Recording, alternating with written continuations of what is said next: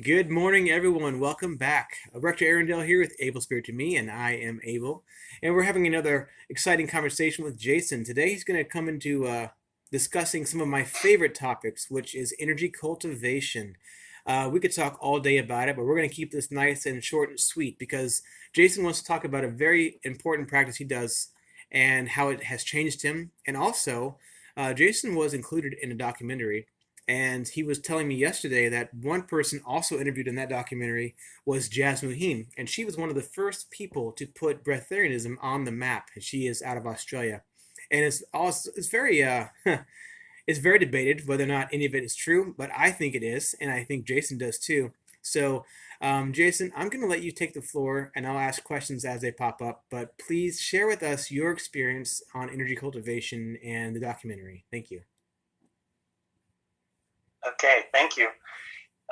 Sun gazing is something I guess I can't remember how I learned about it, but I'm sure it was just poking around on the internet. And in some of my religious studies, we talked about my aha moment where I got a glimpse of, that I was missing something big. Yeah. And so I was just, where is it? How do I find it? And I think even the sun gazing was something I got turned on to long before even that happened. It's just something that felt right to me to do. And the protocol that I learned about, they call it the HRM protocol, which is just the initials of the guy from India, Hiran Ratan Manek. I probably just butchered his name, but anyway, the way he is advocating that we practice this is, first of all, we have to recognize, yes, the sun is dangerous, but that's only because of the strong UV light that comes from it.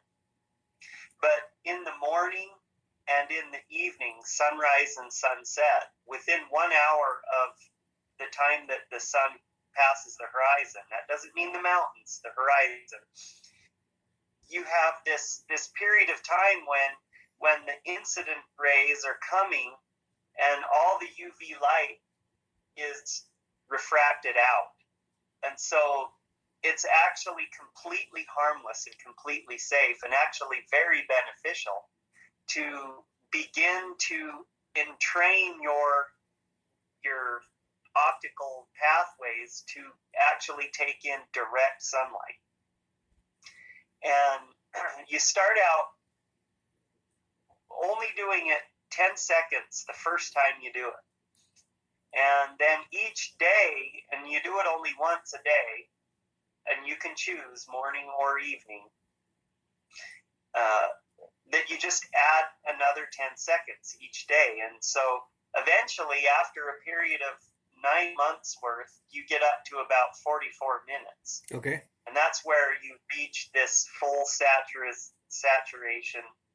Your optic systems, there's things in your brain that actually get plumbed in and activated, and your pineal gland is actually something that benefits tremendously from the practice of sun gazing.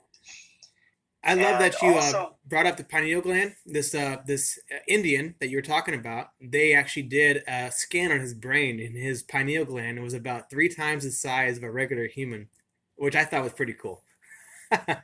yeah, Hmm. that was in the NASA study where they took an interest in him. Obviously, if you can learn to sustain yourself basically by becoming like almost like a plant, Yes, we photosynthesis. photosynthesize. Yep. It's not, of course, it isn't photosynthesis, but it is basically directly hard, because when we eat food, all the energy embodied in that food ultimately came from the sun. Absolutely. There's no question about it. And then our process of digestion essentially is the reversal of the chemical process that went into constructing those compounds. Hmm. And so, and then minerals absorb energy, and the sun is primarily our source of energy. And so when when we can train our faculties to ingest and take in, and it's like there's a battery too that kind of gets initialized and able to hold a charge, and then you don't have to sun gaze the whole rest of your life either. That's the interesting thing about this practice, is you do it for a certain period of time and build up and build up and build up, and then you get this reservoir of energy and all the faculties in place that then you just the ambient light throughout the day, you're taking in stuff that before you weren't. Absolutely, yeah. You've built these faculties, and so and then also there's a lot of physiological and even people are known to heal in the later. They break the 9 months up into trimesters. Okay. And the first trimester is you don't notice a whole lot, but it's mostly in your, like, if you have spiritual issues that are just kind of outstanding, big delusions in life and stuff like that, you better be ready to deal with it, because it's kind of like other practices. When you increase your level of consciousness, you start to become aware of your own garbage and your own yuck. 100% agree. And you've got to deal with it. You have to, yeah. And sun gazing is one of those practices that it kind of brings to bear whatever spiritual garbage you have going on in your life. And so it usually in the first 3 months of, you kind of bring up different things but I noticed for myself, like, you handle things a lot better. It levels out. I used to have more of a mood swing to my nature, and that's been tempered considerably.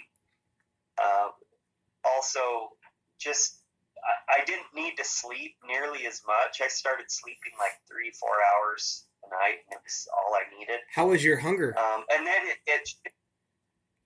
I got to the point where I started losing my appetite as well, and that kind of I wasn't so. So I was the only one doing it, and so it was kind of a standout thing. And may I say one thing real quick? I went as far as I was supposed to, and then my conscience told me no more, at least for now. Sure.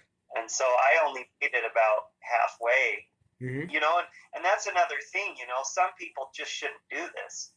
In the past, it tended to be forbidden. If you read the Bible, it talks about people that, it doesn't say it exactly, but you got the idea that, it considered it worshiping the sun. I don't consider this worshiping the sun. I just consider it a practice for sake of health, a therapy. But, it can, obviously, it develops your pineal gland, and think of it this way, it's like, if, how we all participate in the energetic space that the universe gives us, and we all have our little influence and an effect. Well, if you want to put your will, if you want to turn up the volume dial, that's, sun gazing can do that. It can give your willpower like a megaphone. I love it. You hear more, transmit more. I couldn't agree more.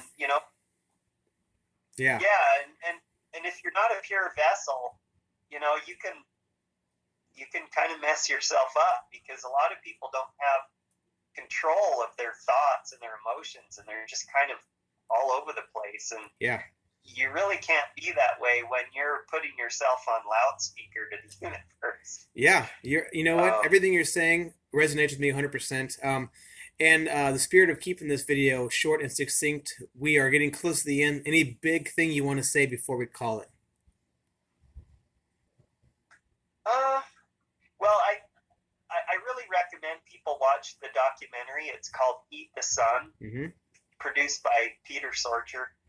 And it really does a good job of kind of showing all sides. And another thing too, I went in to my ophthalmologist, and they did the retinal scans and all of that stuff. And I never pushed it really hard, so I never did cause any injury to myself. In fact, my eyes, they remarked how my eyes were not aging. They were actually holding and staying stable, and so it actually improved my eyesight as well. So it's a very important practice, I think, and something that should blend in with whatever else people are doing. And for me too, I think it was a really important part of my development that prepared me for that 3 weeks of totally just getting plugged in. And that's another good point before we close. Before we close, that was a precursor to your 3-week awakening experience. I just want to throw that out there so people realize that you were being cleaned out. Years before. Yeah.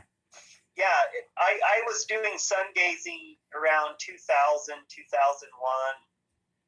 We filmed the documentary around 2003, and then I got all my downloads in 2008. So, it was part of my preparation. Right. And I went through some really interesting emotional purging and cleansing, and anyway, it's a fascinating experience, and people just need to test their own soul. If it's right for them, I say go for it, but if you get apprehension about it, then chill, and just maybe a day will come. But it is something I think everybody should be aware of and consider. I completely agree 100%. I think we have to cut this off. We're at 12 minutes. A real quick last thing. This conversation will go a lot further between you and I. But for this video, we're going to stop it. Oh, great. And one last little plug. Another documentary called Living on Light. It's also about sun gazing and about being able to harness this energy. So it's another one for anyone out there who's curious. But thank you again, Jason, for your time. It's always a pleasure, and we'll see you next time, okay? Okay, great. Thank you. Bye-bye.